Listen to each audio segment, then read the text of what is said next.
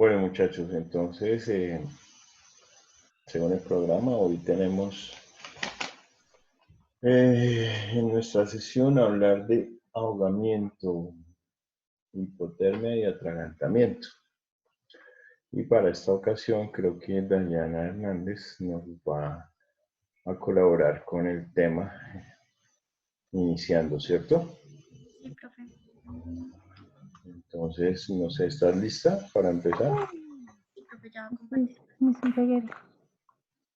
Listo, Dayana, entonces vamos a cerrar los micrófonos para dejarte a ti la presentación.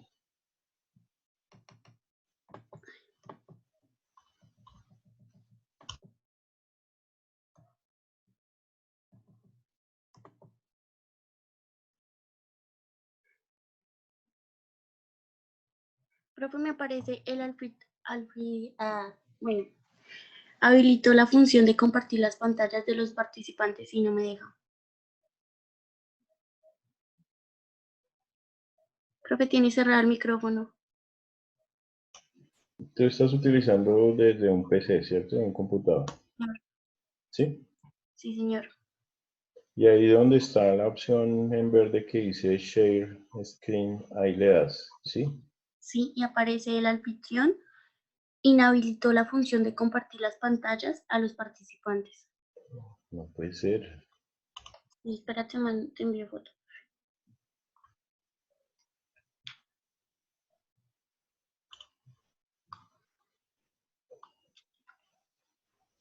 Déjame revisamos. Ahora sí, profe.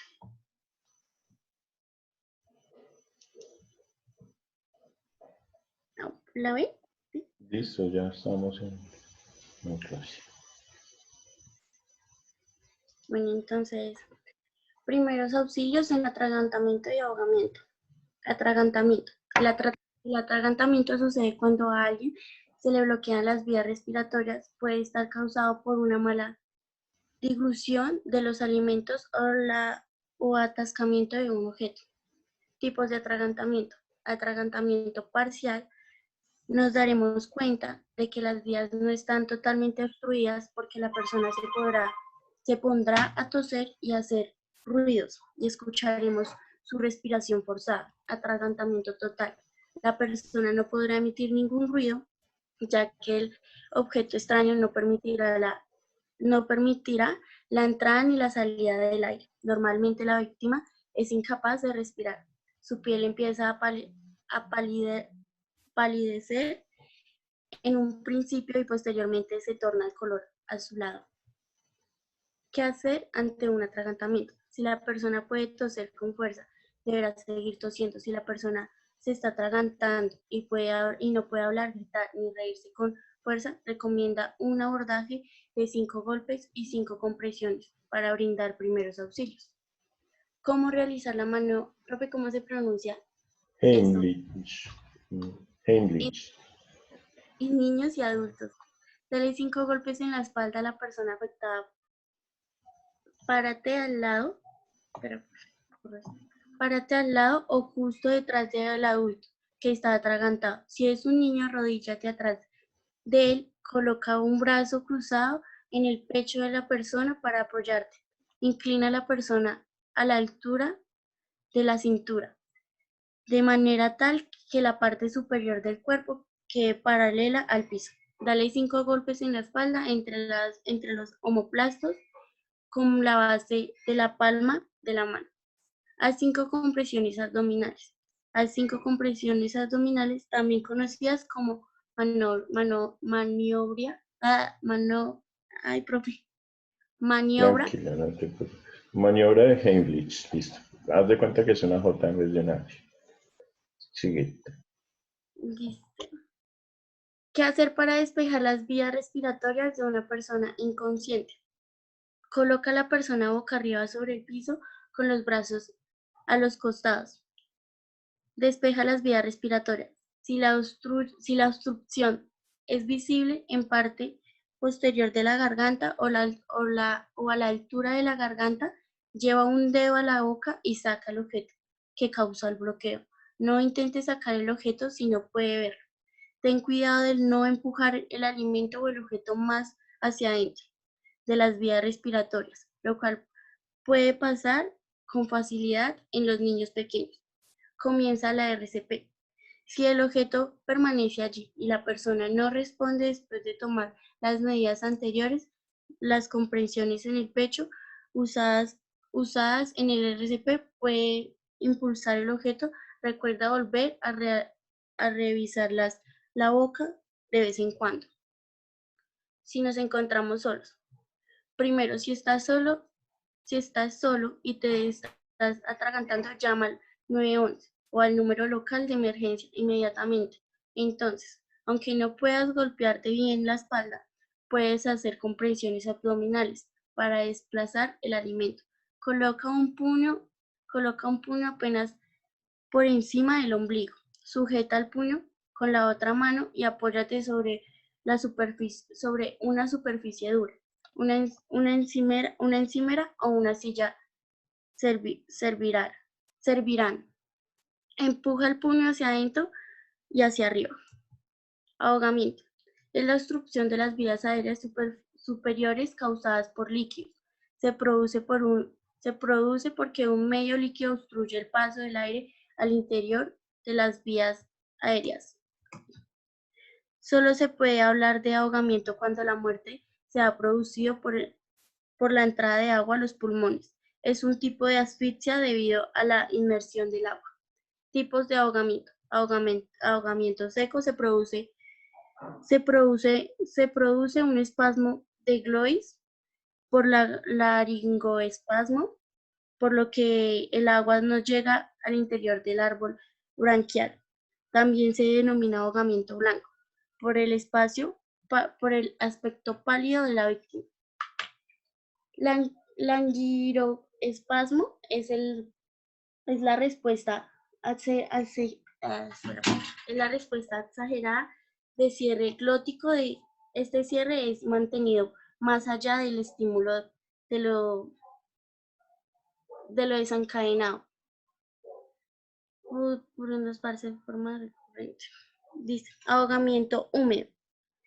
Hay aspiración de líquido a los pulmones tras la fase inicial de la laringoespasmo por estímulos de hipoxia y la hipercapnia en el centro respiratorio. Ahogamiento incompleto.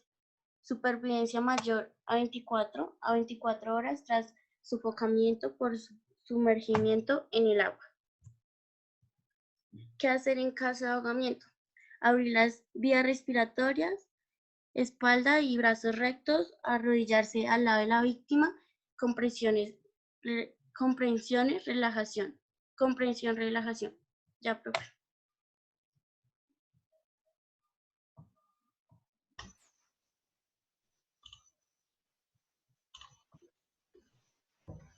Bien, Dayana, muchas gracias. Listo, muchachos. Entonces, recuerden, nosotros hemos revisado el tema de algo que denominamos el OVASE, que es la obstrucción de las vías aéreas con cuerpos extraños. Y hemos también visto que esa maniobra relacionada con la desobstrucción se denomina la maniobra de Hendrix. Hemos visto que se puede hacer de varias maneras dependiendo de la posición de la víctima, y hemos visto también que la podemos hacer nosotros mismos cuando estamos solos y nos obstruimos la vía aérea. Y tenemos que buscar una superficie donde apoyar nuestro abdomen y generar una presión para tratar de desobstruir esa vía aérea. Entonces, hoy vamos a concentrarnos en hablar del ahogamiento. ¿Listo?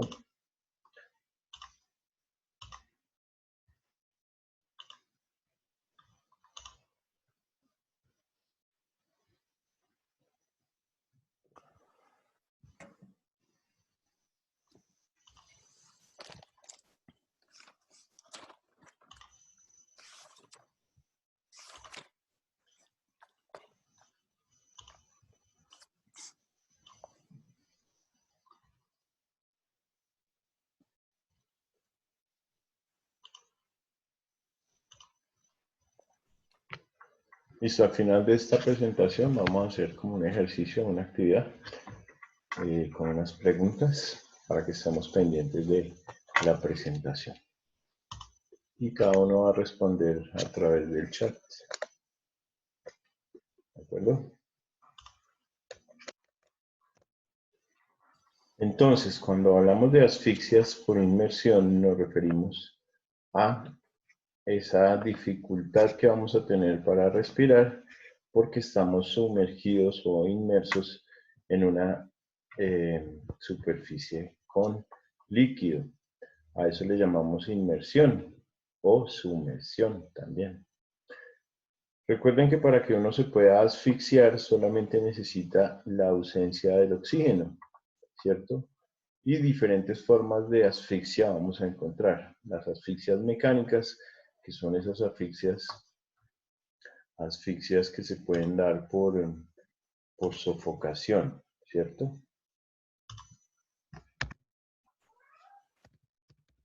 El ejemplo de una asfixia mecánica.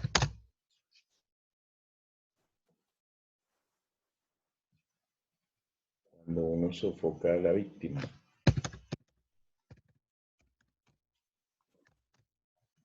Un ejemplo, ¿quién me dice? De una asfixia mecánica por sofocación. ¿En un hueco, profe, sin aire? Sí, podría ser un tipo de asfixia mecánica. Sin embargo, el término sofocación casi que involucra que alguien le esté tapando a uno las vías respiratorias, como por ejemplo colocar una almohada en la cara, por ejemplo. Generalmente en los asesinatos es muy común, ¿cierto? Taparle la vía aérea, boca y nariz con un pañuelo, con la mano, con una almohada, con una bolsa, ¿cierto? Muchas películas, ¿cierto? Pero pues si se llevara a la realidad, claramente es una asfixia por sofocación. La asfixia por inmersión, esa sí tiene que ver con líquidos. Entonces digamos que los casos más puntuales sería el uso de las piscinas, los ríos, mar, lagos, etc. Y en algunos casos de manera accidental, ¿cierto?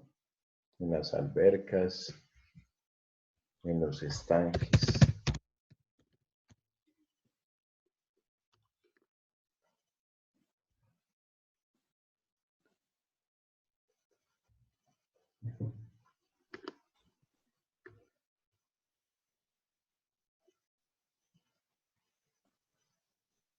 Otro tipo de asfixia mecánica es el que acabamos de mencionar, el ováceo. La obstrucción de vías aéreas por cuerpos extraños. Obstrucción de vías aéreas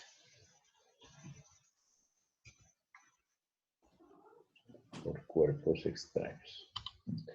Bien, entonces, a lo largo de esta presentación vamos a hablar de la definición de la epidemiología, que quiere decir cuál es la incidencia de estos casos en porcentajes, de la fisiopatología, de cómo se afecta a nivel interno nuestro cuerpo cuando estamos en una asfixia por inmersión, cuáles son los síntomas, cuáles son las complicaciones, obviamente los primeros auxilios y las medidas de prevención.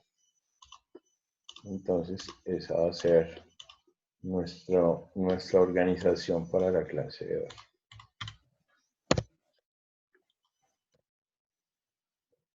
Bueno, esta definición es una definición de la Organización Mundial de la Salud del 2018.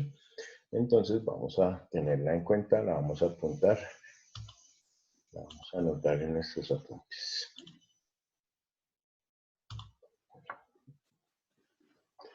El ahogamiento, entonces, se define como el proceso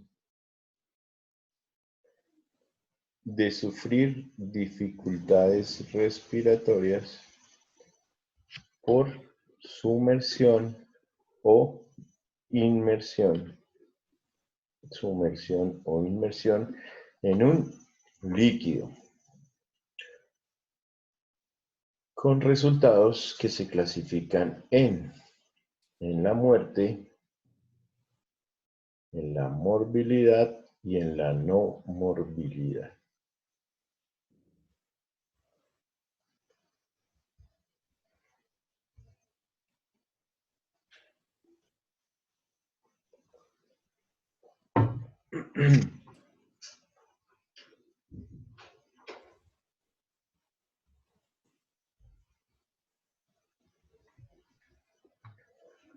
Entonces, dificultad respiratoria dada por una sumersión o inmersión. Entonces, fíjense que el término sumersión o inmersión es un término similar, y adicional a eso, pues se pueden utilizar. Cualquiera de los dos está bien dicho.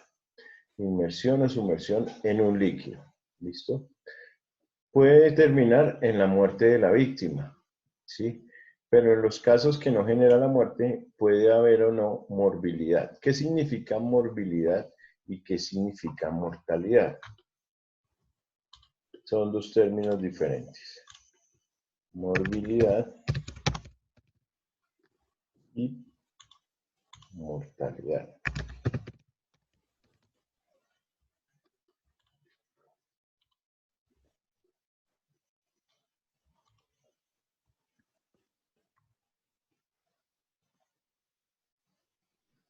Pues, profe, mortalidad es muerto, ¿no?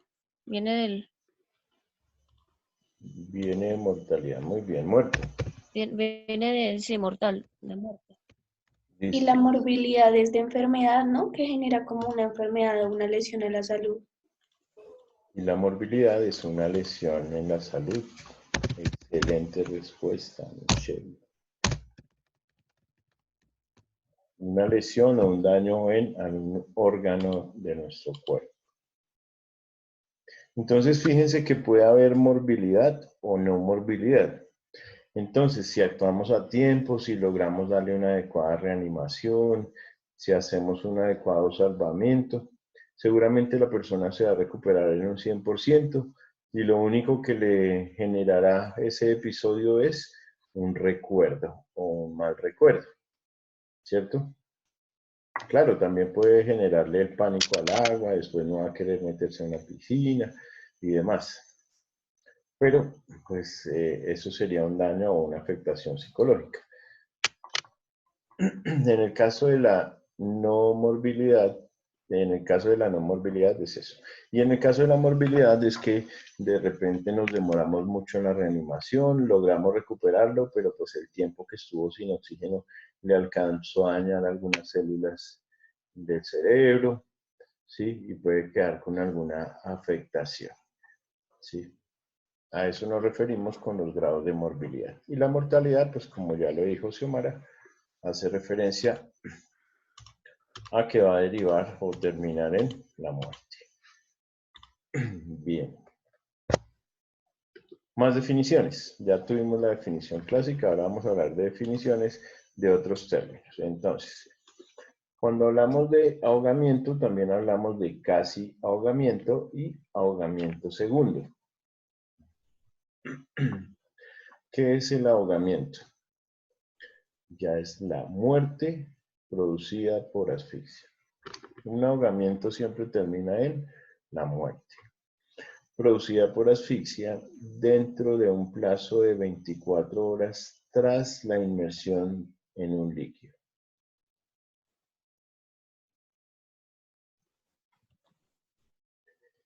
Entonces, si tuvimos el suceso, el accidente, de la inmersión y de la asfixia, pues si en las siguientes 24 horas de ese proceso se genera la muerte de la víctima, podemos decir que murió ahogada.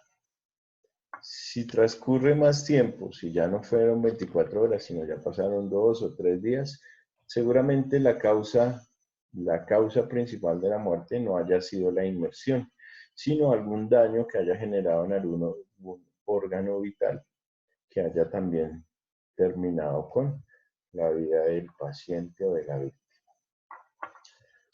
Casi ahogamiento. Si el paciente sobrevive a la inmersión, al menos de forma temporal, se denomina casi ahogamiento.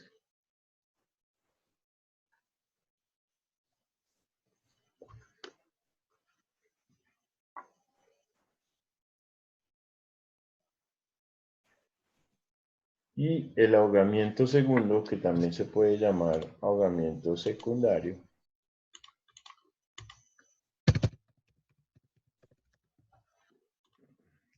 ahogamiento segundo o secundario, es una circunstancia en la cual los pacientes mejoran inicialmente, pero luego se deterioran. Esto ocurre en el 5% de los casos. Bien, ¿queda claro?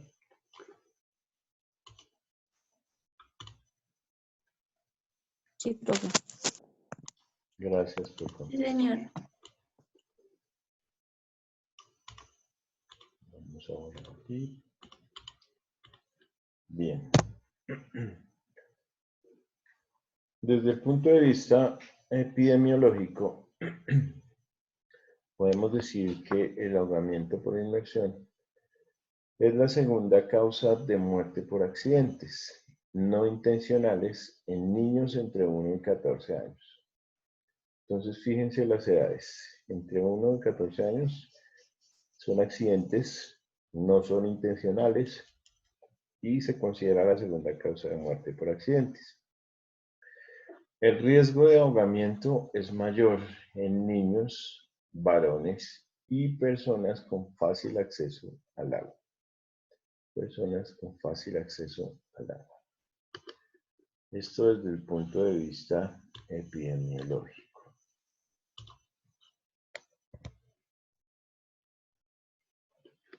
El grupo más afectado es entre los niños por debajo de los 4 años, seguido por los adolescentes entre los 15 y los 19 años.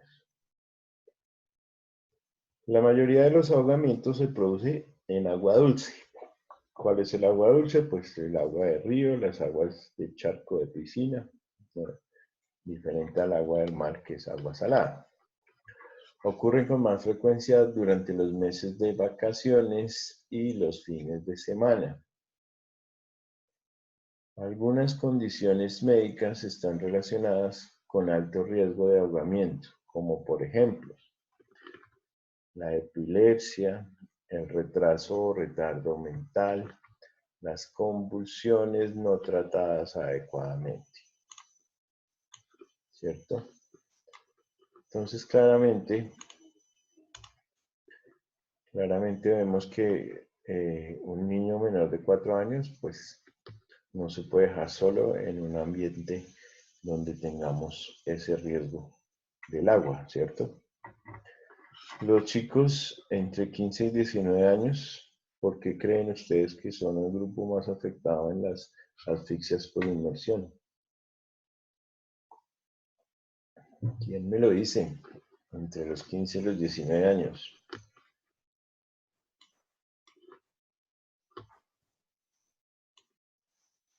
¿Qué idea? ¿Por qué puede ser que ese grupo etario, entre 15 a 19 años, sean el grupo más afectado después de los niños menores de 4 años para morir ahogados? Porque, no sé, por lo mismo el momento que se dice que no mide uno los riesgos, se pueden, no sé, de pronto arriesgar más a ir hacia lo profundo, pueden sufrir algún calambre, no sé, profe. Bien. ¿Quién más? Profe, porque son como los más atrevidos. No, como dice Carmen, no miden los riesgos y Son los todopoderosos. Muy sí. bien. ¿Qué más?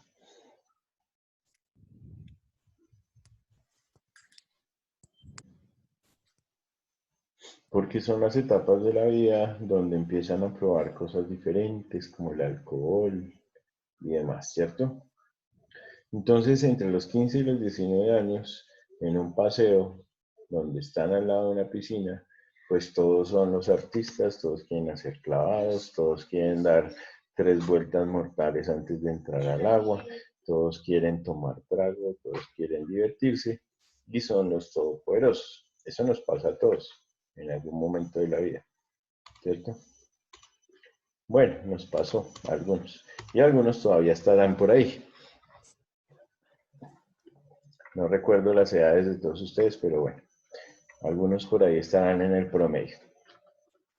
Bien, entonces, si ese, después de los niños menores de 4 años, ese grupo más afectado. Bien.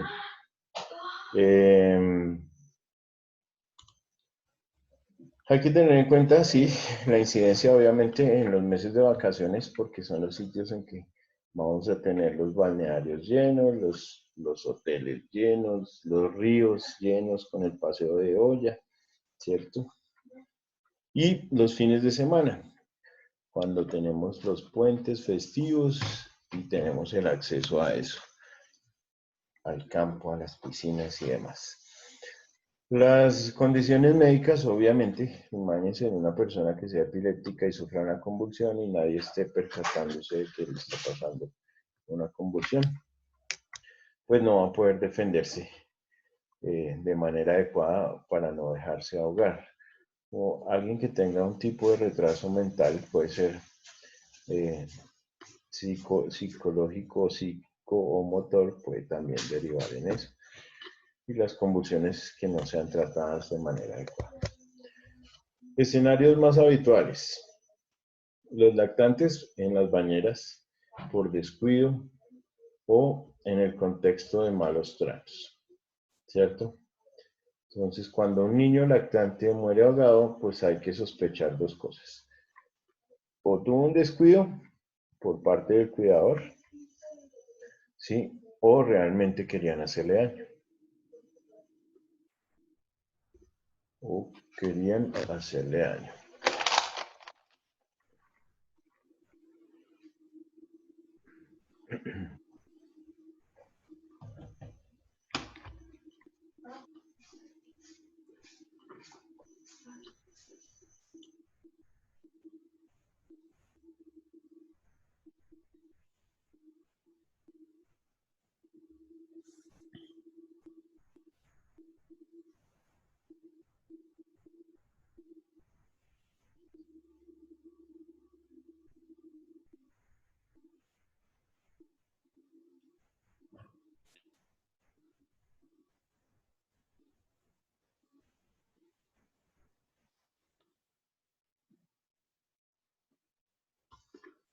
Bien, en el caso de los niños, pues habitualmente las piscinas que son privadas o en casas particulares, pues también hay que tener mucho cuidado, porque se supone que las piscinas públicas deben tener dentro de sus protocolos de seguridad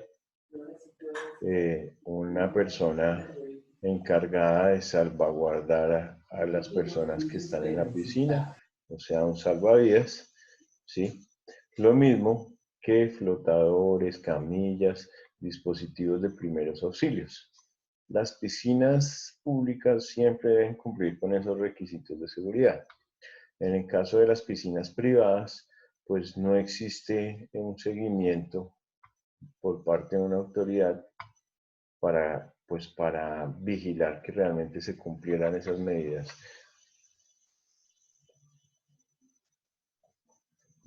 Los adolescentes mueren en ríos, en lagos, en canales y en playas.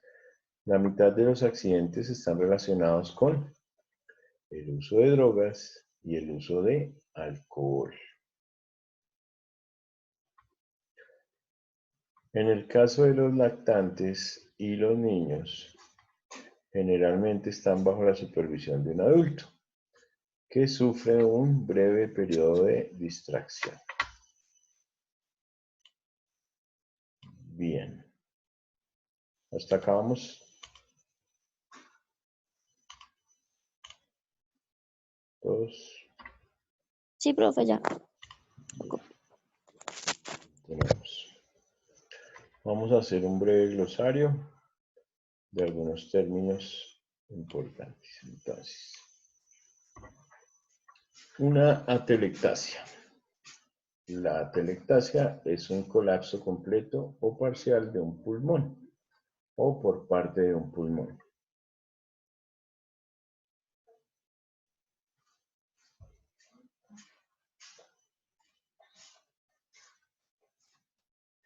La compliancia pulmonar es una propiedad del pulmón que le permite distenderse o alargarse, ¿sí?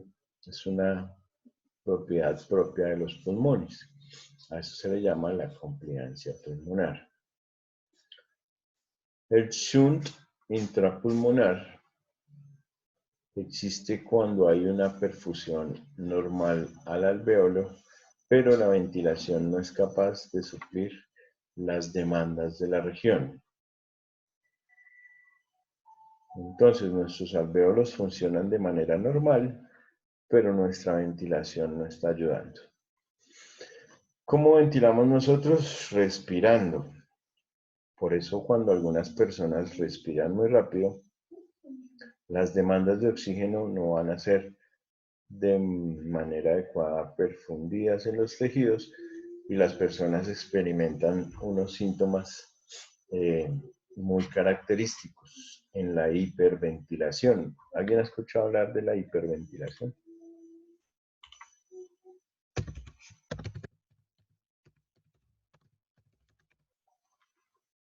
¿Quién dijo yo?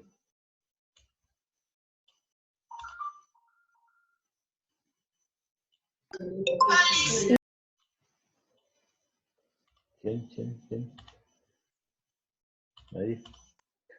No. Bueno, la hiperventilación es cuando una persona empieza a respirar rápido.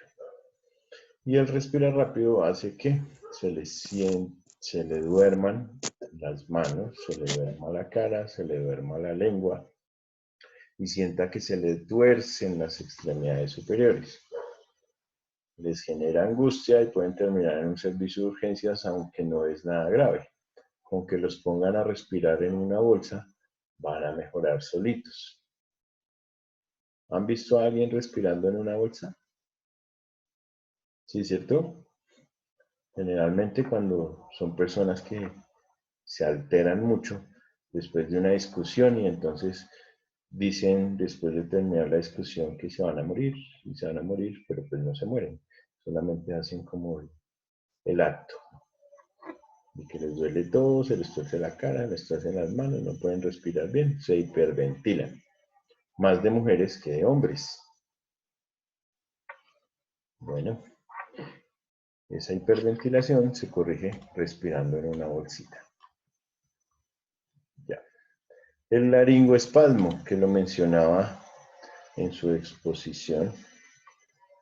Entonces, ¿qué pasa con ese laringoespasmo que nos comentaba Dayana? Entonces, es un espasmo de las cuerdas vocales que dificulta tanto el hablar como la respiración. Siempre que tenemos un espasmo laríngeo o un laringoespasmo, no vamos a poder pronunciar palabras de manera adecuada. Se nos va a dificultar el habla. Y también se nos va a dificultar la respiración. Bien.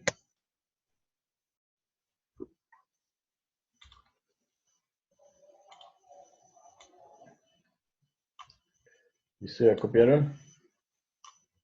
Yo espero. Espera, profe, un poquito.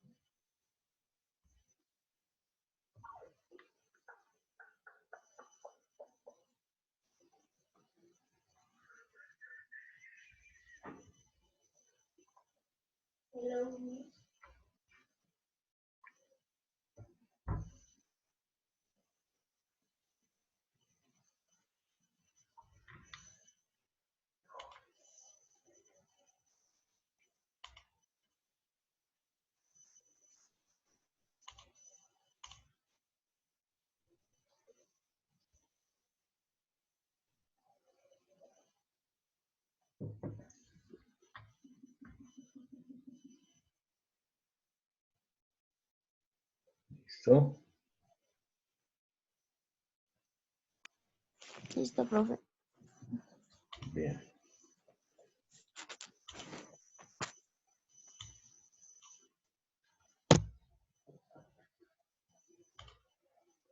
Fisiopatología. Entonces, la definición de fisiopatología son las alteraciones en la función de nuestros órganos. Vamos a ver cómo es esa secuencia de eventos. Lo primero que aparece es algo que se denomina la reacción de pánico. Cuando nosotros entramos en pánico porque sabemos que estamos ante una emergencia o inmersos en un posible ahogamiento, pues vamos a hacer una apnea voluntaria. O sea, vamos a dejar de respirar nosotros de manera voluntaria. Y movimientos natatorios instintivos. De manera instintiva vamos a tratar de mantenernos a salvo, tratando de nadar, ¿sí? Puede que no seamos unos expertos nadadores, pero el instinto de conservación o el instinto de supervivencia nos va a hacer nadar o buscar nadar. Bien. Eso es lo primero. Segundo, la hipoxemia, la hipercapnia y la acidosis. Entonces, ¿quién nos ayuda con esos términos?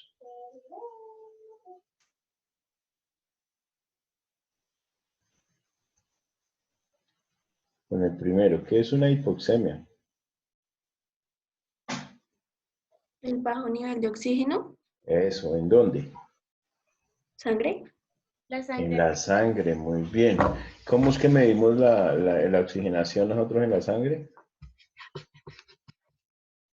Con el aparatico del dedo, ¿recuerdan? El oxímetro de pulso. Entonces, que debe estar por encima de 90. Entonces, la hipoxemia es el bajo nivel de oxígeno en sangre. ¿Y qué es la hipercapnia? ¿Aumento de presión? Depresión. No. La evaluación normal en el concentración de oxígeno de carbono. Dayana, bien. Eso quiere decir, ¿recuerdan cuáles son los gases que intervienen en la respiración? El CO2, Sí, y el oxígeno, el oxígeno. Entonces, si el oxígeno está bajo, el otro se nos aumenta. aumenta. Entonces, hipoxemia es oxígeno bajo en sangre e hipercapnia es CO2 aumentado en sangre. Y eso genera una acidosis. La acidosis es una concentración de pH bajo a nivel de la sangre. La acidosis respiratoria, pues, es un problema grave. Profe, que John se tuvo que salir un momento de la clase para contestar una llamada al médico. Vale, gracias.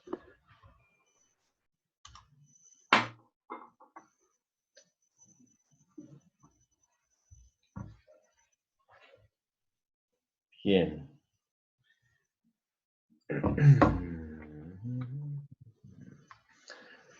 Concentraciones involuntarias del diafragma y cierre involuntario de la glotis. Entonces, fíjense que aquí en los primeros pasos todo lo estamos haciendo nosotros de manera involuntaria.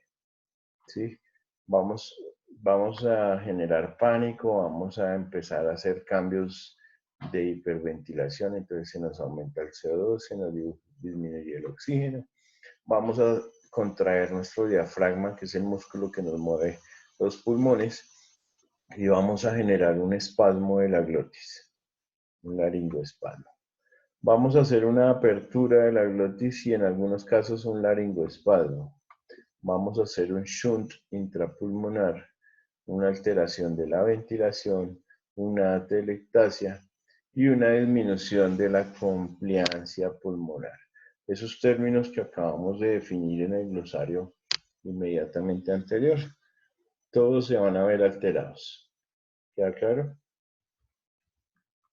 Vamos a adicionar a presentar convulsiones. Vamos a tener un paro cardiorrespiratorio. Vamos a tener un daño hipóxico isquémico en el cerebro. Y finalmente, la muerte. Entonces, fíjense todo lo que pasa en el cuerpo cuando nos estamos ahogando. ¿Sí? Este punto 5, que es donde se altera la función pulmonar completamente. El shunt intrapulmonar, la alteración de la ventilación, la telectasia, la disminución de la compliancia pulmonar. Todo eso, pues, ya nos está complicando. La aparición de las convulsiones, pues, aún más porque nos pueden dejar en coma. El paro cardiorrespiratorio también. Y el daño hipóxico isquémico en el cerebro. Digamos que hasta el punto 7 todavía podríamos revertir el proceso. ¿Sí? Entonces, si nosotros llegamos a tiempo, si hacemos un adecuado RCP, una reanimación buena, podemos sacar al paciente del paro, le mejoramos las convulsiones, le sacamos el agua que tenga inmersa en los pulmones, en la mayoría, pues en la cantidad importante que podamos, y mejoramos la alteración de la ventilación.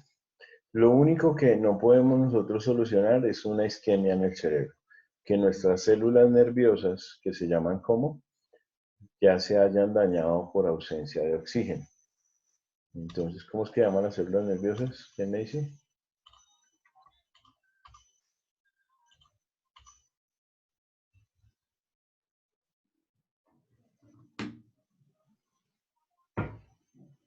¿Las neuronas? Gracias. Las neuronas. Recuerden que las neuronas, que son las células de nuestro cerebro y de nuestro sistema nervioso, son las únicas células que nacen y mueren con nosotros, no se regeneran. El resto de las células corporales durante la vida las estamos cambiando constantemente. Las células de la sangre mueren y salen otras, las células del músculo mueren y salen otras, las células del hueso mueren y salen otras, ¿sí? Todas se van frecuentemente cambiando, pero las neuronas nacen con nosotros y mueren con nosotros. Cada vez que perdemos una neurona tenemos una pérdida importante porque esa no se puede reemplazar, ni se puede reconstruir, ni van a hacer una nueva que la reemplace. ¿Queda claro? Entonces, siempre que estamos ante una lesión, accidente, no solamente en el tema del ahogamiento, sino en cualquier accidente, lo que tenemos nosotros que tratar de mantener con vida son esas células neuronales. Porque si nosotros recuperamos todo lo demás, pero tenemos una muerte cerebral, pues ¿qué tenemos? Un paciente en coma o un vegetal, como dicen por ahí, ¿cierto? Que no se va a poder valer por sí mismo, que puede tener signos vitales, pero no va a tener una función neuronal. O sea, va a tener una muerte cerebral. Y sus pacientes a veces necesitan hasta de dispositivos médicos que respiren por ellos, que son los ventiladores pulmonares artificiales y ese tipo de cosas. ¿Cierto? Bien. ¿Hasta aquí vamos claros? Sí, señor. Sí, profe. Vamos a hablar entonces de algunos signos y síntomas en los ahogados. ¿Listo? La ausencia del paso de aire, no se produce salida de aire de la nariz o de la boca. Entonces fíjense en esta parte que es importante. Ese es un signo. ¿Recuerdan cuando nosotros hacemos el ABCD? Lo primero que hacemos es acercar el oído a la nariz o a la boca del paciente, ¿cierto? O de la víctima. Y al hacer ese acercamiento, lo que buscamos con ese movimiento o con esa inspección es darnos cuenta de que nos respire en nuestro oído, bien sea que el aire provenga de su nariz o de su boca, pero es importante. La palidez, muy marcada en casi en todo el recorrido de su piel. La piel va a estar fría. El tórax y el abdomen no se levantan ni bajan. No vamos a ver ese movimiento característico de inflarse el abdomen y los pulmones cuando respiramos. Vamos a tener una ausencia de ruidos respiratorios. Tengamos a mano o no el aparatico de los médicos, que es el fonendoscopio o el estetoscopio. Con los simples oídos vamos a percibir ruidos respiratorios. Entonces en ese momento va a haber una ausencia de esos ruidos. Vamos a tener una cianosis, vamos a tener un pulso débil o ausente, vamos a tener una inconsciencia y por último un paro cardiorrespiratorio. ¿Algún término de acá que no conozcan? Pregunten.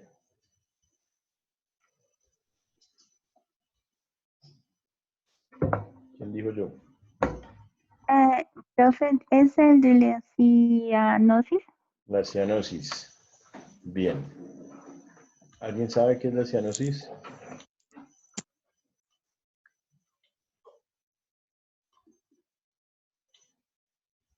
El color como que se produce precisamente cuando se está ahogando, como azul, como morado.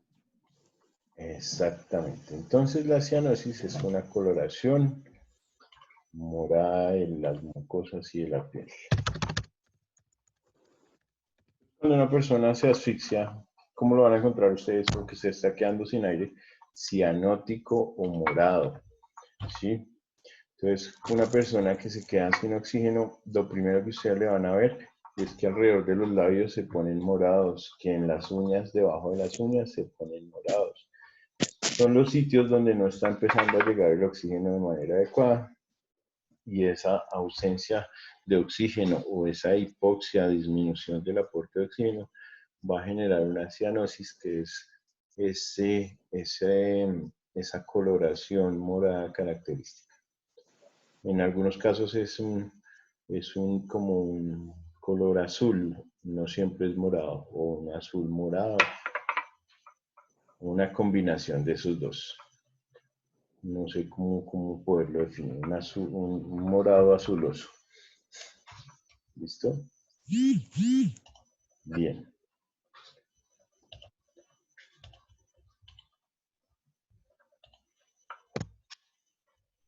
Seguimos en el caso de los ahogados, ¿no? En el caso de los casi ahogados, vamos a experimentar lo siguiente. Un sonido extraño al respirar. Entonces, cuando nos acercamos con nuestro oído a la boca y la nariz de la víctima, vamos a encontrar o un ronquido, o un estridor, o una sibilancia. El ronquido ustedes saben qué es, no tengo que explicarles, ¿cierto? Bien. Un estridor es un ruido también característico de cuando tenemos secreciones en nuestras vías respiratorias. Entonces, algunas personas que han tenido infecciones de esas que se vuelven productivas, que generan mucho moco y secreciones, en algún momento habrán escuchado un estridor pulmonar, ¿sí? En algún momento lo habrán podido evidenciar, ¿sí? No tengo una grabación para ponerles, pero les hago una idea para que ustedes se lo imaginen. ¿Y la sibilancia a qué les suena? ¿Silbido? A un silbido. Muy bien, exactamente, Paula. Entonces, las sibilancias son unos silbidos. ¿Dónde es característico escuchar sibilancias? En pacientes asmáticos. Los pacientes asmáticos que se les obstruyen las vías aéreas son los que presentan este tipo de de característica o este signo que se conoce como la sibilancia. Ustedes escuchan la entrada y la salida de aire y lo que van a escuchar es un pito, eso es lo que se escucha, un silbido. El gorgoteo, cuando hay la presencia de un cuerpo extraño. Vamos a experimentar algo que se llama un gorgoteo. Si existe capacidad para toser, tose con fuerza. Entonces, generalmente, ese es un signo y síntoma que vamos a encontrar, que tosan con fuerza. Vamos a encontrar una disnea, que ya ustedes saben qué significa, que es la dificultad para respirar. Vamos a encontrar un tiraje supraclavicular e intercostal. ¿Qué son los tirajes?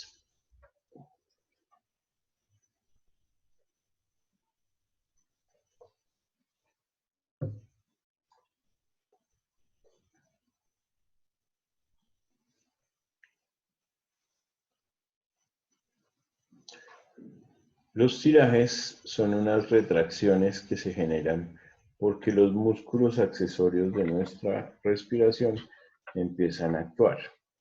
Entonces ustedes han visto en los signos de alarma de los niños pequeños, cuando un niño tiene dificultad respiratoria, se le hunden las costillas, se le hunde el pecho, se le hunden los músculos del tórax.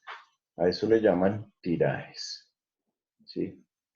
Los tirajes supraclaviculares. Encima de la clavícula van a ver ustedes cómo respira él, cómo mueve sus músculos para respirar.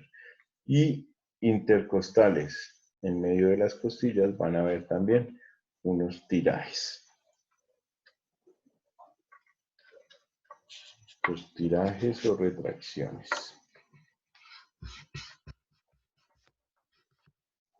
Bien. Pulso normal o aumentado, puede estar con una taquicardia. Y puede tener o no una inconsciencia.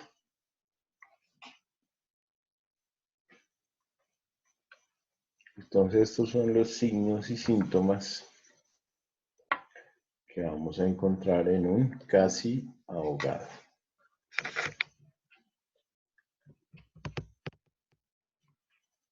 Casi ahogado.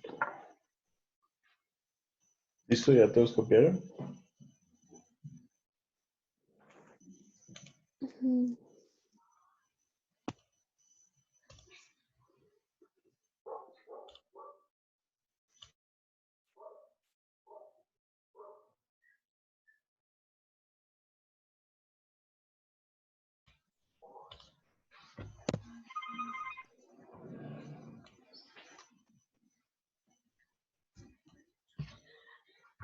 Factores pronósticos. Entonces, los criterios de Kohn. Se sugiere este criterio por su fácil y rápida determinación. Clasifica según los niveles de conciencia y está basada en la función neurológica. Especialmente el componente motor permite formular un pronóstico y definir las conductas a seguir. ¿Cuáles son las funciones de nuestro sistema nervioso? Empecemos por ahí. Cuando hablamos de funciones neurológicas, hablamos del sistema nervioso y el sistema nervioso tiene tres funciones. La primera es la función de sensibilidad, ¿sí? La segunda es la función de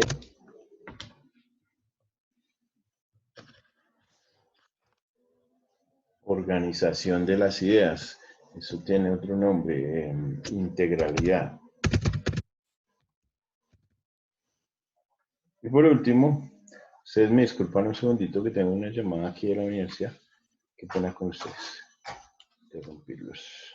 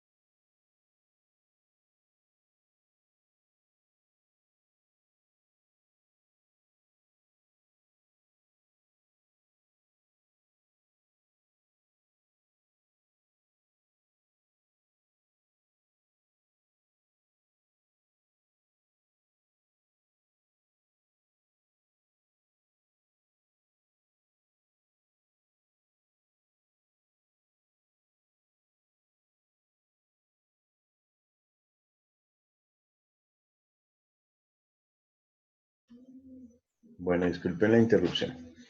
Entonces, retomamos. En nuestras funciones neurológicas tienen estos tres aspectos: recibir sensaciones, integrar esa información y generar una respuesta motora. ¿Sí? Eso es lo único que hace nuestro sistema nervioso, no es más. Lo que pasa es que en todo lado nos complican porque pensamos que la parte del sistema nervioso o la función neurológica es algo más complicado, y no. ¿Cómo recibimos nosotros la sensibilidad? Pues a través de nuestros órganos de los sentidos, ¿cierto? Por los ojos, la piel, los oídos, la lengua y el olfato. Por ahí recibimos toda la sensibilidad. La integramos en nuestro cerebro y de acuerdo a esos estímulos que recibimos, pues generamos una respuesta motora. A eso se refieren los criterios de Kohn, cuando especialmente vigilamos o valoramos el componente motor. El componente motor es una de las partes importantes de nuestros niveles de conciencia y de nuestra función neurológica. Eso se hace en dos etapas, la etapa A y la etapa B. En la etapa A es un paciente que está consciente, incluye a los pacientes que están plenamente conscientes a su llegada al hospital con un Glasgow de 15 puntos. Tienen un 100% de supervivencia. ¿De acuerdo? Recuerden que la escala de Glasgow es la que nos valora el estado de conciencia. Y la etapa B es un paciente obnubilado o estuporoso. ¿Qué significará obnubilación? ¿A qué les suena eso?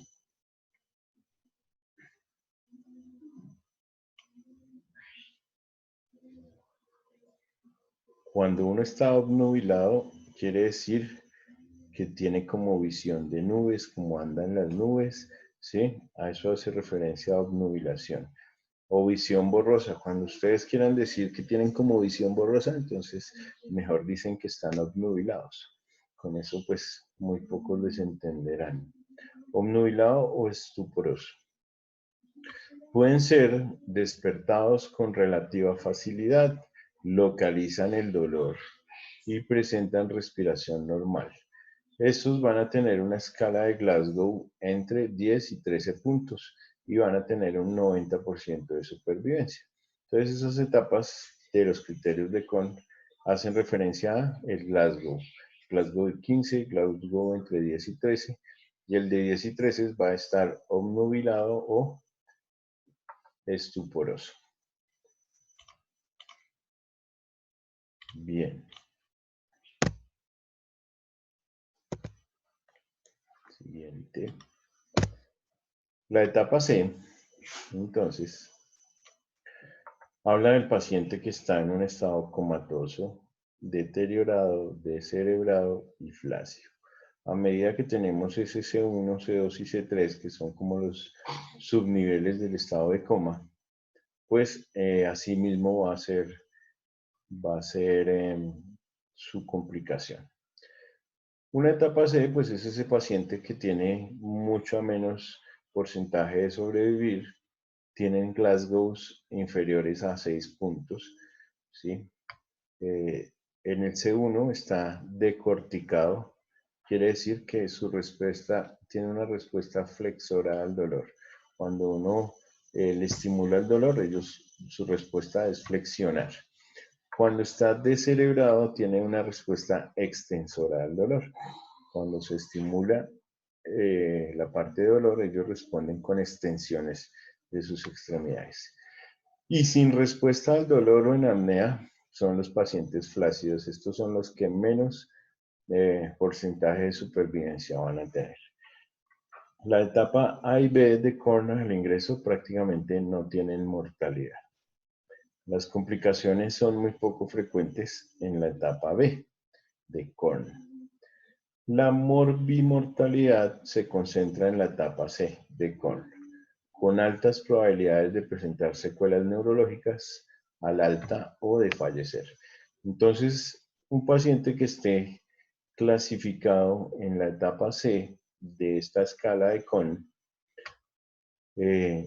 tiene dos probabilidades: o fallece durante el proceso o queda con secuelas neurológicas importantes, ¿sí? Entonces puede quedar en un estado de coma, puede quedar en un estado de decorticación, puede quedar en un estado de descerebramiento o puede quedar en un estado flácido, sin respuesta al dolor y en apnea. ¿Queda claro? Las etapas de CON, la A y B son las más altas supervivencia y la C son las graves, porque hay daño neurológico. Y cuando mencionamos esos signos o esas etapas fisiopatológicas, dijimos que hasta el punto 7 eran recuperables y que a partir de ahí, cuando ya había daño neuronal o del sistema nervioso, es donde realmente vamos a tener problemas, donde no hay vuelta atrás. Las complicaciones son dependientes de varios aspectos. El tiempo de inmersión, si existe un trauma adicional, si hay un tiempo de demora en los primeros auxilios, la temperatura del lugar y del lugar donde se produce el accidente. Entonces, que un paciente que tenga una asfixia por inmersión se nos complique, depende de todos estos factores adicionales. ¿Sí? ¿Cuánto tiempo duró inmerso en el agua? Claro, es un factor muy importante, ¿cierto? ¿Existe algún trauma? Por ejemplo, que se haya golpeado la cabeza. Pues eso puede complicar las cosas. ¿Cuánto tiempo se demoró en que alguien le prestara los primeros auxilios y que además se los prestara de manera adecuada? Pues también es un factor. La temperatura del lugar. No es lo mismo si estamos en un clima cálido, así estamos en una montaña, en un lago frío. Lugar donde se produce el accidente. Si estamos en una zona donde tenemos un hospital cercano, pues bien. Pero si estamos pescando en la montaña, en la cordillera, y alguien se cae a un lago y muere, pues su probabilidad de sobrevida cambia, ¿cierto?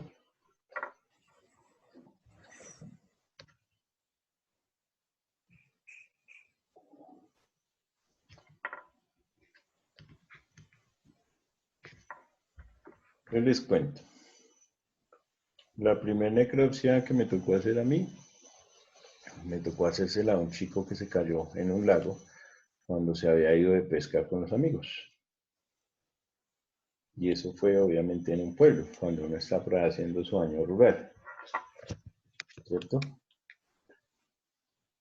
Y pues que ese chico cayera al agua, pues implicaba que estaba lejos del pueblo, que estaba lejos de una ciudad, que estaba en un difícil acceso porque son zonas montañosas donde hay lagos y demás, y pues obviamente terminó muerto.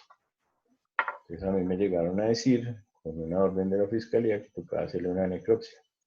¿Por qué se considera una muerte violenta? Porque aunque todo el mundo sabe que se ahogó, alguien pudo decir que antes de ahogarse le pegaron con un bate en la cabeza, por ejemplo, ¿cierto? Y que después lo tiraron al agua. Entonces todo eso hace referencia a los factores de riesgo. Siguiente. Las complicaciones a corto plazo. Entonces esto es lo que va a pasar más rápido cuando estamos ante una situación de ahogamiento. Vamos a tener un paro respiratorio o un paro cardiorrespiratorio. ¿Entienden claramente la diferencia, cierto?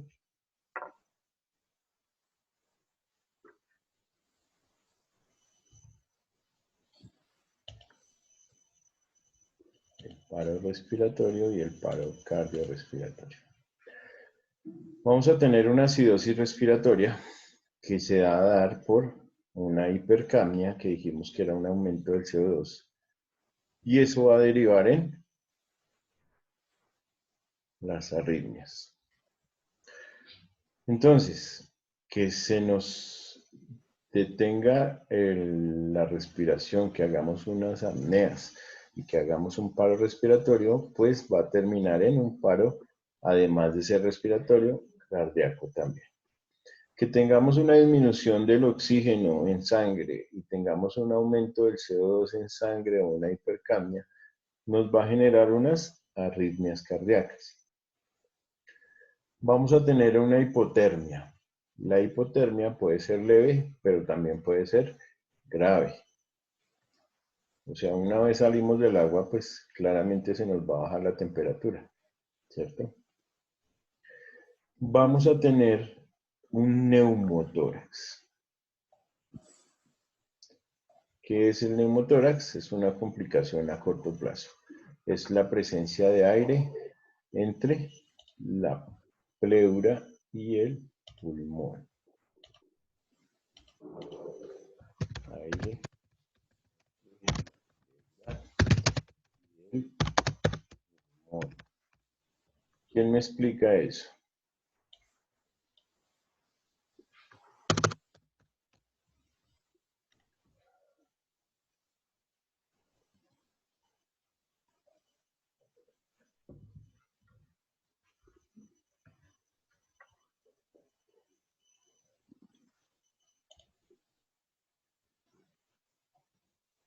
Entonces, Pues es como que es la pleura no es como una membrana que recubre, es como lo mismo que vimos del cerebro que tenía una que le recubría y ahí se instalaba, por así decirlo, la sangre, si no estoy mal. Entonces es algo similar, se instala ahí como el aire entre esos dos, entre el pulmón y entre la membrana que lo recubre. no, apaguemos y vámonos. Muy bien, excelente. Queda claro el concepto. Muy bien, Michelle, mira, este es el pulmón, ¿sí? Y resulta que el que debe contener el aire es el pulmón, no nada más. Y resulta que el pulmón está forrado por una membrana, ¿sí? Y a esa membrana que forra el pulmón se le llama la pleura, ¿sí? El aire, que lo vamos a pintar aquí de color negro, el aire debe estar al interior del pulmón. Eso es lo normal que pase siempre, que nosotros tengamos el aire al interior del pulmón. Pero cuando hay aire entre el pulmón y la pleura, o sea, en esta parte, vamos a pintarlo con rojo, amarillo. Si en esta parte nosotros tenemos aire entre el pulmón y la pleura, se va a generar algo que se llama un neumotórax. ¿Listo? El neumotórax es la presencia de aire entre el pulmón y la pleura.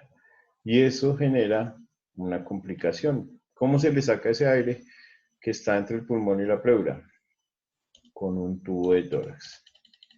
Ustedes han visto una herida por arma cortopunzante cuando le chuzan en un pulmón, que han escuchado por ahí, ¿lo han visto? A veces una de esas complicaciones por una herida por arma cortopunzante es un neumotórax. O si no, un hemotórax, que es sangre entre la pleura y el pulmón. Cualquiera de las dos termina siendo indicación quirúrgica de ponerle un tubo en el costado de la persona con una trampa de agua para que elimine y drene ese aire o esa sangre que está ahí.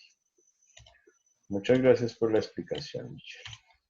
El edema cerebral es importante porque hay líquido libre en la cavidad craneal y nuestro cerebro se inflama. Y por último, la muerte. Esas son las complicaciones a corto plazo. A largo plazo vamos a tener estas.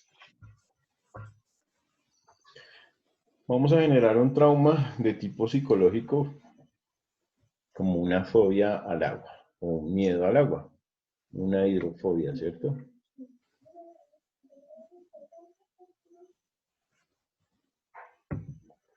Podemos hacer una infección respiratoria conocida como una neumonía por aspiración.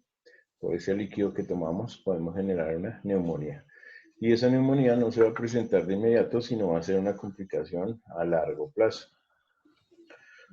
Las intoxicaciones. por productos químicos como el cloro. Recuerden que la mayoría de las piscinas públicas o privadas deben estar descontaminadas con el cloro. Y ese cloro tiene un olor característico, ese hipoclorito que nosotros utilizamos para hacer asepsias y antisepsias en estos tiempos de COVID-19, pues es el mismo que se utiliza en las piscinas para limpiarlas, ¿cierto? Por eso ese olor del hipoclorito es tan característico al olor de las piscinas. Ese tinte azul lo genera también ese tipo de químicos. Pero tomarnos ese líquido con cloro puede generar una intoxicación. El daño neurológico se descubre después en exámenes posteriores. Entonces hay que hacer un electroencefalograma, un TAC, una resonancia magnética nuclear cerebral, ¿sí? Y una cantidad de exámenes para ver qué pasó con el sistema nervioso. Si tenemos un golpe o un trauma, podemos hacer una sepsis o traumas dependientes de ese golpe. O sea, podemos hacer una infección o una fractura o cualquier cosa relacionada con un golpe que se haya presentado. Podemos tener complicaciones dependientes de la temperatura del agua también, una muerte posterior y un daño en nuestros riñones que dijimos que eran órganos blancos.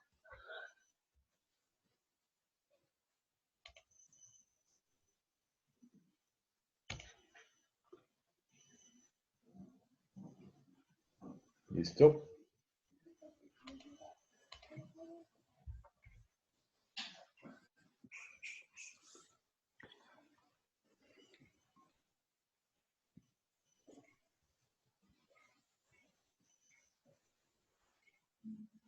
Vamos. ¿Seguimos? ¿Quién dijo sí? Es que no los puedo ver a todos por acá.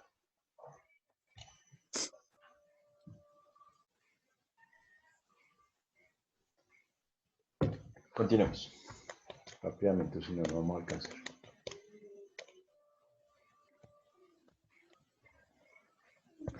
Vamos con el tema importante, los primeros auxilios. Entonces, vamos a sacar a la víctima inmediatamente del agua, claro.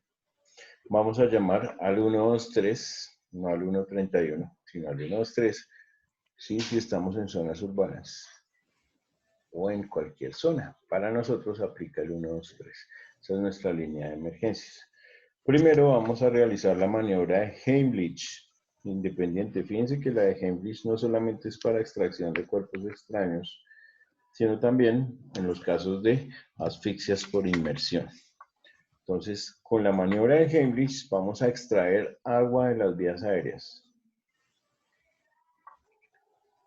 Y una vez extraemos el agua de las vías aéreas, vamos a colocar inmediatamente a la víctima acostada para que expulse el agua. ¿En qué posición? En la posición de salvamento que todos conocemos, ¿cierto?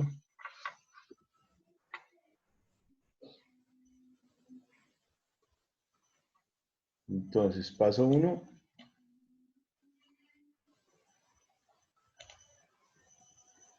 La maniobra de Heimlich. Y paso 2. Posición de salvamento.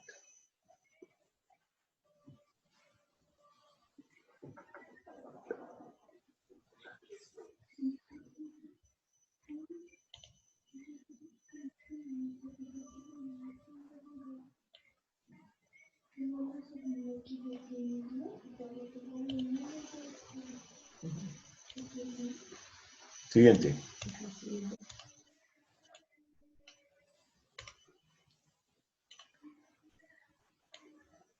Profe, espera un momento, por favor. Con mucho gusto.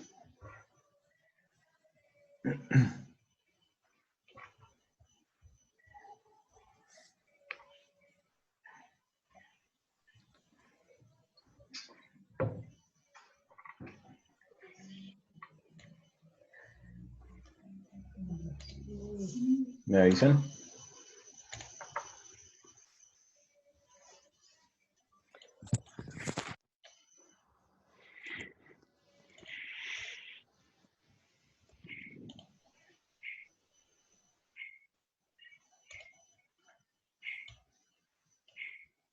Bueno, listo.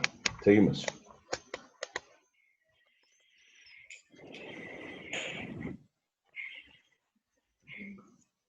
Entonces, consideraciones para realizar la maniobra de Henrys. Siempre necesitamos hacer la maniobra de Henrys, pongan cuidado a esto, en una superficie dura. Ejecutar la maniobra de Henrys en una superficie dura. O sea, tenemos que estar en el piso firme, no en ninguna zona que tenga inestabilidad. La víctima debe estar acostada con la cabeza de lado para que expulse el agua, así como lo muestra la imagen. En este orden de ideas, no vamos a tener la cabeza protegiéndole el cuello como siempre lo hacíamos, inmovilizándole la cabeza y dejándola paralela y en línea recta al cuerpo, sino vamos a girarle la cabeza o dejarla de lado para que la paciente o la víctima o el paciente puedan expulsar el agua y eviten obstrucciones de las vías aéreas por reingreso de líquido. La idea es sacar el agua y no que se nos quede o se nos devuelva. Hay que localizar puño de mano en el abdomen. El puño de nuestra mano debe localizarse en el abdomen 2 centímetros por encima del ombligo. Comprimir y hacer ventilaciones simples. Ingresar aire por la boca 2 veces y comprimir. Entonces las compresiones, fíjense que se hacen en el abdomen 2 centímetros por encima del ombligo con el puño de nuestra mano, ¿sí? O con la palma de nuestra mano, donde generemos mayor presión. 2 centímetros por encima del ombligo.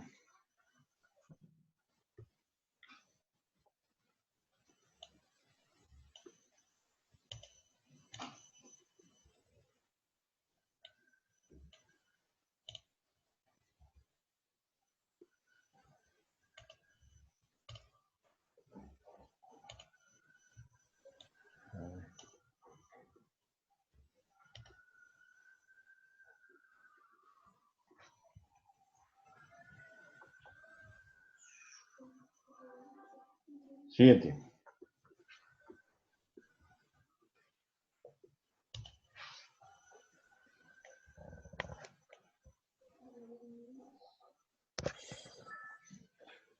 Al iniciar la resucitación, esto pues ustedes ya lo saben, no es necesario que lo copien.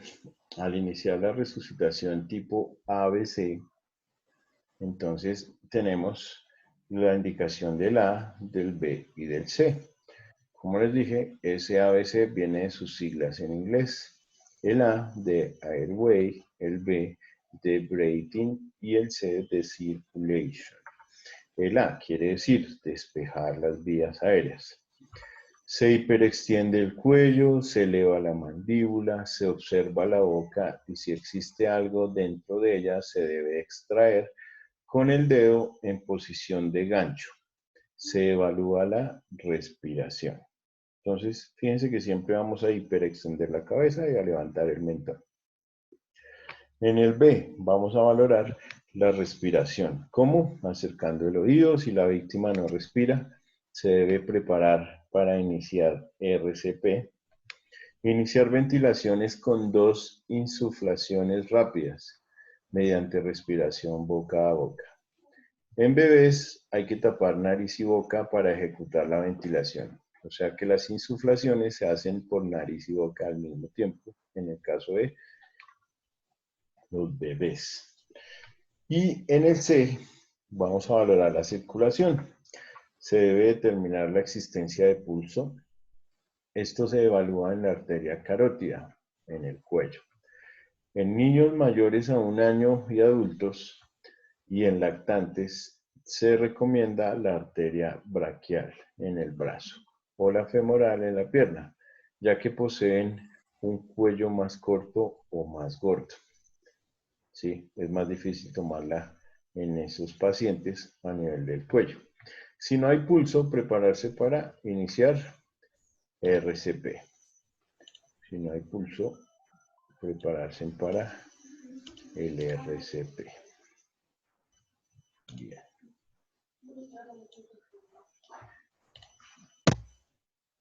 Por último, si el paciente se encuentra consciente, respira y posee pulso, se debe colocar de lado, es decir, en posición de recuperación o de salvamento, y estar alerta hasta que llegue el servicio de urgencias. Si las maniobras de resucitación ABC fueron infructuosas, es decir, si el paciente está inconsciente, no respira o no tiene pulso, se debe iniciar de inmediato la técnica de RCP, ejecutando las maniobras necesarias hasta que llegue el servicio de urgencias. El RCP en bebés se hace como lo muestra la imagen, con los dedos pulgares, abrazando al bebé con las dos manos. En el caso de niños se debe hacer con una sola mano y la otra se hiperextiende el cuello, ¿recuerdan? Porque las dos manos van a generar mucha fuerza y pueden fracturarlo. En el caso de los adultos sí utilizamos las dos manos y nuestros brazos derechos, no doblados, la espalda recta, al lado y arrodillados. ¿Listo? Ya eso lo sabemos, ¿cierto? Bien. Medidas de prevención, esto lo vamos a pasar rápido para poder hacer la actividad antes de que se nos acabe el tiempo. Supervisión de un adulto responsable puede pasar desapercibido, cada segundo cuenta. Entonces, fíjense y sabemos epidemiológicamente que la mayoría de los casos de asfixia son por accidentes, por descuido. Entonces, es importante la supervisión de un adulto responsable. La reja de protección, bueno, esto hace parte de las medidas de prevención en las piscinas. 1 a 2 metros como mínimo, separados de 10 centímetros en barras. Esto es para que las personas no tengan acceso a una piscina solamente cuando hay una autorización. Acceso único con seguro a prueba de niños, cerrado automático. Eso quiere decir que si uno tiene en su casa, en su finca, una piscina, pues no debe dejar el acceso fácil para niños porque uno no está pendiente de ellos todo el tiempo. ¿Listo? Entonces debe tener una protección mínima. Medidas de prevención. Y si mejor aprende a nadar, falsa seguridad a los padres. Recién a los 4 años, los niños logran tener habilidades neuromusculares adecuadas para flotar, según la Academia Americana de Pediatría. Ustedes han visto bebés nadando, ¿cierto? En videos. ¿O no? Sí, sí. Genial. Bueno, listo. Cuando un bebé nada así de bien, lo tiene que hacer casi que de inmediato al nacer, es porque ellos vienen de un medio líquido. Ellos vienen de un líquido amniótico que es donde permanecen sus primeros 9 meses de vida, que es intrauterino. Entonces, por eso ellos, muchas veces hasta los partos son mejores hacerlos en agua, ¿cierto? Que un bebé nazca en agua es una buena cosa. Y todavía hay médicos que lo practican, los partos en una tina. ¿Sí? Y el bebé nace a un medio donde no hay líquido, donde no hay aire sino líquido, y eso, digamos que se puede hacer sin que llegue a ser traumático.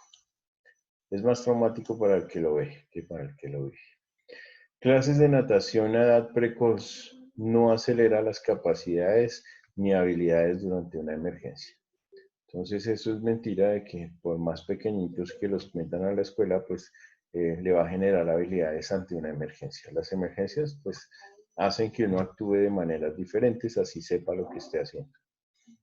Clases de natación de forma precoz podría dar una falsa seguridad a los padres. Entonces no hay que confiarse de que el niño está en una academia de natación, de que el niño ya sabe nadar, pues no es una razón para confiarnos. Bien. El uso de chalecos salvavidas. Dependiendo del peso y tamaño del niño, se debe destacar que los flotadores no reemplazan a los chalecos salvavidas. Eso quiere decir que ustedes cuando van a esas piscinas de paseo, generalmente los niños tienen los flotadores aquí en el brazo, tienen el flotador redondo con el muñequito del tiburón o con el muñequito de Disney, pero no tienen el chaleco salvavidas. Y lo que se debe utilizar es el chaleco salvavidas, no flotadores. ¿Queda claro?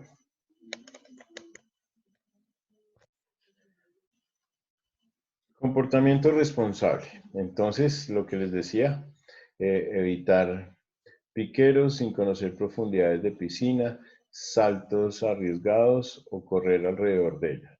Sí, esos clavados que hacen la gente sin saber qué tan profunda es la piscina, saltos arriesgados y estar corriendo alrededor de las piscinas donde hay agua siempre y los terrenos se vuelven resbalosos, pues no son zonas adecuadas para hacer ese tipo de actividades. Entonces son medidas simplemente de prevención de que la gente se sepa comportar en un ambiente de esto, ¿cierto? Eso es más que lógico y queda claro, ¿cierto?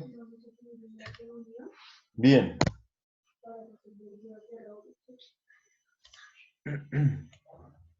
Adolescentes y adultos, pues evitar el consumo de alcohol, porque el alcohol disminuye la capacidad de reacción ante los peligros. Relajación en la vigilancia del niño. ¿Sí? Cuando un adulto está consumiendo licor, se olvida de sus hijos, ¿cierto? No. En muchos casos, sí. ¿Quién dijo que no? Yo, profe Brigitte. Pues Brigitte. yo tengo una hija y pues Claro, en tu caso yo hago ese plan. particular no, pero la mayoría sí. La mayoría está bebiendo y él llega el niño, entonces ¿qué hacen? Sacan el billete de 5.000 y le dicen, vaya a la tienda, papito, que es que yo estoy aquí ocupado. Y el niño sale a la tienda y el otro sigue en lo que está, ¿cierto? No, Eso porque la pasa. tienda queda lejos, qué miedo. Bueno, pero hay algunos que la tienda les queda a 2 casas, ¿sí? Bueno, sí, también. Y la gente se relaja. En el caso de las piscinas es lo mismo. Si están reunidos con los amigos y todo, y pues están tomando trago, pues a veces dejan de lado al hijo o no le ponen mucho cuidado. Siguen estando pendientes, claro, pero no de la manera como debería hacerse. Bien. Mucha nada que terminamos, Dios mío. Esto está como largo. Medidas de prevención, bañarse solo en playas habilitadas, bueno. Respetar la indicación de las banderas, eso digamos que por estas épocas no nos aplica. Sigamos. Bien, vamos a la actividad. Entonces, ¿qué vamos a hacer, chicos? Vamos a hacer las preguntas. Todos la van a contestar, pero la van a contestar por el chat. ¿De acuerdo? Van a contestar por el chat. Entonces, por el chat me van a escribir la respuesta que consideren que es la correcta. Y una vez todos hayan mandado la respuesta, pues revisamos quién tenía la razón. ¿De acuerdo? Profe, ¿por el chat de WhatsApp o por acá? No, por acá, por el de la Ok. clase. Por el de la clase. Dentro de las medidas de primeros auxilios, ¿cuáles son las etapas del método de resucitación ABC? A. Despejar la vía aérea, valorar la respiración, valorar la circulación. B. Examinar pupilas, despejar la vía aérea, valorar la circulación. C. Realizar la maniobra de Heimlich, valorar respiración y RCP. Y D. RCP, ventilaciones y pulsos. Contesten sabia. Uno y la respuesta correcta. Sí, pueden colocar uno y al frente A, B, C o D. Si no sabe, no responda. No, mentiras. Siga. Después terminan contratándome para el próximo ¿Quién quiere ser millonario?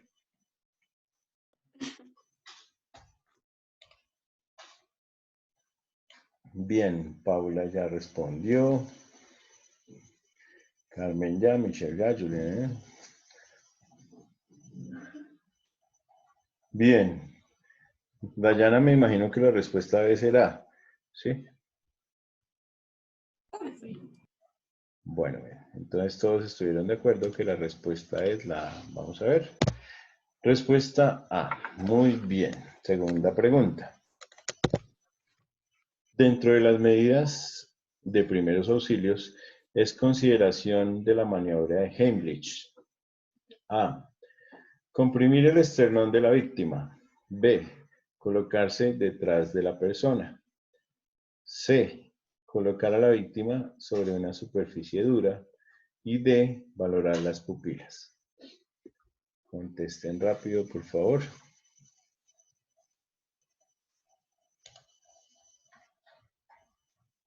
2. C. 1A.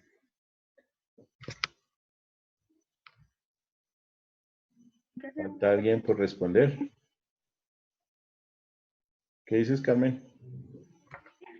Primero que me equivoqué, pero era preguntarle si eran dos respuestas, podían ser dos respuestas, pero era porque leí mal, profe. Sí, la tienen que colocar 2. Bueno, aquí Carlos puso 1A. Faltó la respuesta de Carlos. Valentina, Carmen. Ya, profe. Bueno, listo. Entonces, vamos a ver la respuesta. La respuesta es la C. Recuerden que dijimos que tenía que estar en una superficie dura, que no podía estar en superficies blandas o inestables. Según la Asociación Americana de Pediatría, ¿a qué edad los niños tienen capacidad neuromuscular para flotar? A cualquier edad, antes de los 4 años, desde los 4 años, después de los 2 años. Respondan ahora, si no saben, no respondan.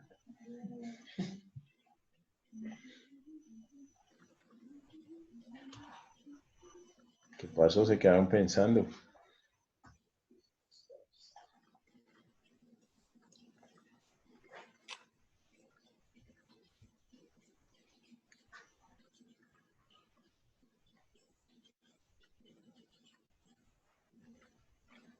Bien. La respuesta es la C, desde los 4 años. Muy bien. Desde los 4 años. Siguiente. Como medida de prevención, se recomienda que los niños utilicen A. Alitas inflables, chalecos salvavidas, alitas inflables y flotador inflable. Nada. Eso está muy fácil.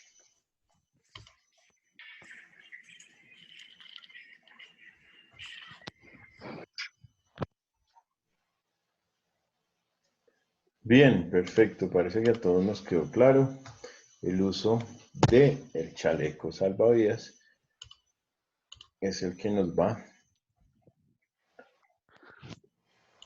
a generar la prevención. Vamos a ver si nos queda otra pregunta. Sí.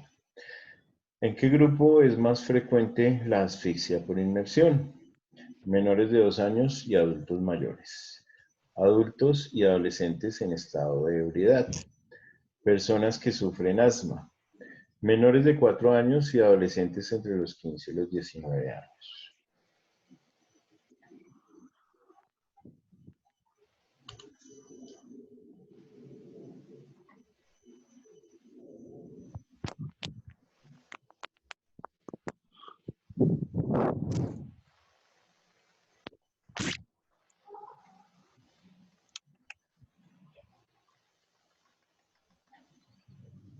Bueno, bien. Entonces, la respuesta es la D. Muy bien, todos están muy bien.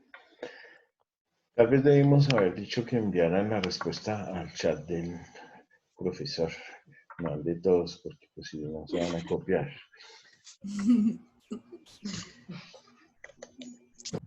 Bien.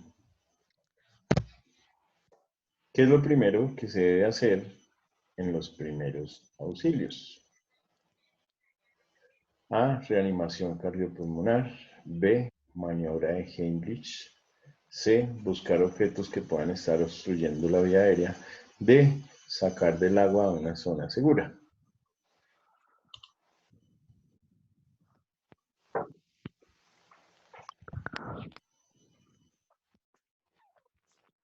Bien, todos están de acuerdo en la respuesta que es la D. Y efectivamente es la respuesta D. ¿Cuál de las siguientes complicaciones es a corto plazo? Neumotórax, daño neurológico, trauma o miedo al agua y la tetraplegia.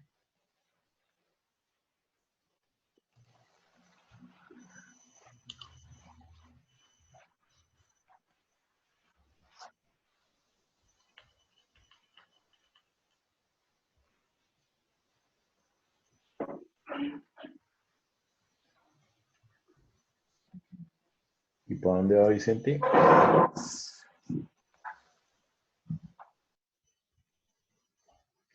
Bueno, todos dijeron que la respuesta es la A.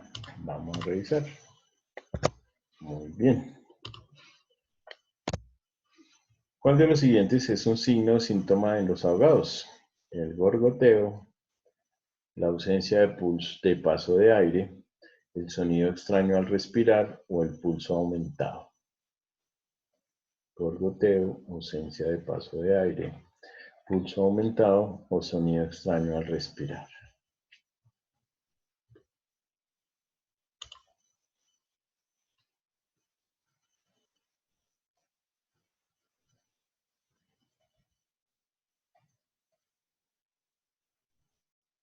¿Quién falta?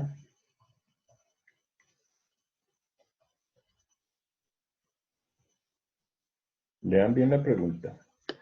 ¿Cuál de los siguientes es un signo o síntoma en los ahogados?